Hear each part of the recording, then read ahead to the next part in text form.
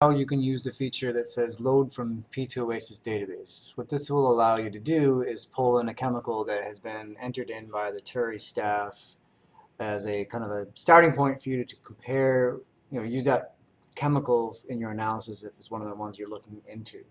So we've done the beginning legwork of entering most of the data for it and put in our opinions about where it stands for health and safety. It's not meant to be a final answer as to what the score is. As you can see in a second, you'll be able to adjust the score as to how you see fit. So one of the ways you do it is you can load everything that you can find in there. If you have a specific chemical name, you see if it's in there. You put in a CAS number, see if that one shows up.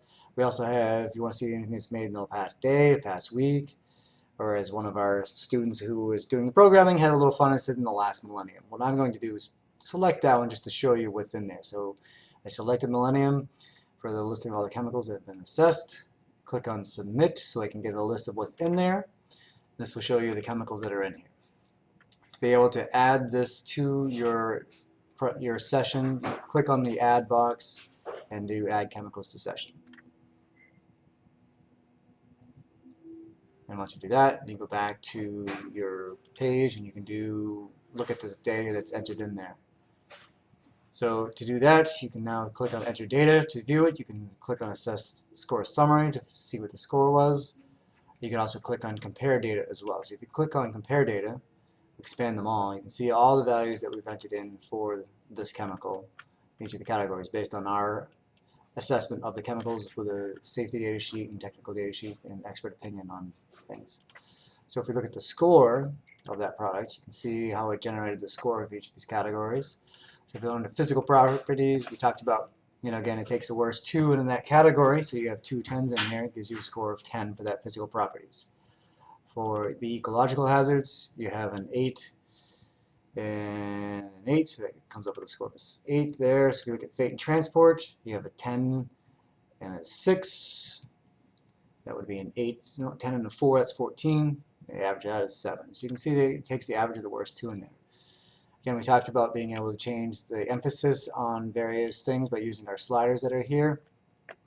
So you can say, well, acute human effects are more important to me. You can add more weight to it and recalculate it. You'll see that the scores change here. The product score will be here. The final score will be the adjusted one.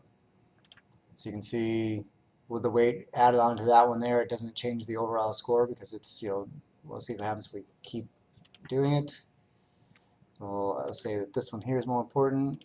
You can see how it changes the score based on the value added to the weighting system. So the other way you can do this, if you wanted to know, if you didn't want to do this, search the millennium ones, you can do a default character in there and search all of them by the index.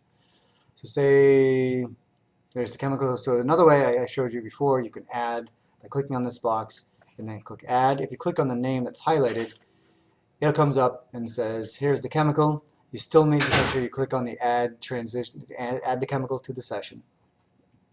So if you click that, now it's added to it. We can go back, and there they both are. So if you compare the results this way, expand them all, you can see the side-by-side comparison of the two chemicals.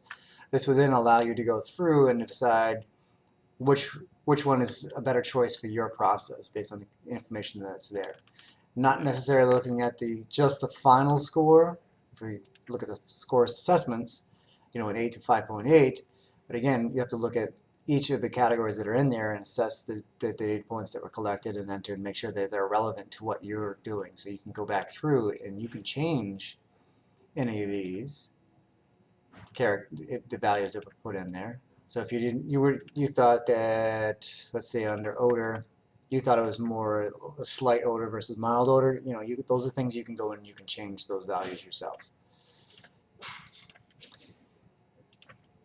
And if you make any changes to these chemicals here, it doesn't affect what's preloaded in the database of the stuff that we've put in from the TURI staff. It just does it in your session.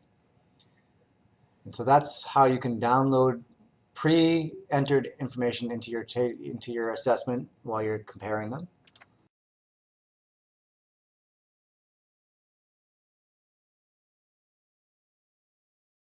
So one other part about the loading mixtures or chemicals from the database. Just want to go over what all these headings mean here. So obviously this is the box you check off to say you want to add it. This is just a numbering system that gets created as we enter them in. Each one gets a new number. For database storage, it's the chemical name, the CAS number, when the assessment was made.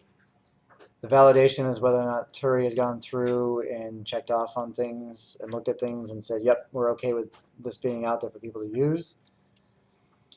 The entries will tell you how many rows in the database have been filled out for each of these chemicals. So the larger the number, the more information was available for the assessment for it. The score is the product or the mixture or the chemical score, the P2OASys score.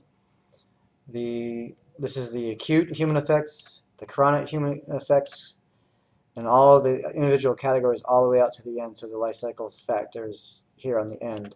So these are the categories, these are the scores that were obtained for each of those categories. So it kind of gives you a brief summary of if you were thinking about a chemical without even looking at all the data that goes along with it, you could say, well, these ones are not necessarily something I want to look at. This looks interesting. Yeah, I'll take this one and I'll go from there.